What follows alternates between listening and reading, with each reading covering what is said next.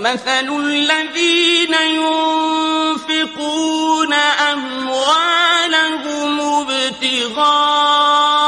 مرضات الله وتثبيتا من أنفسهم كمثل جنة بربوة أصابها وابل فآتت أكلها ضعفين فإن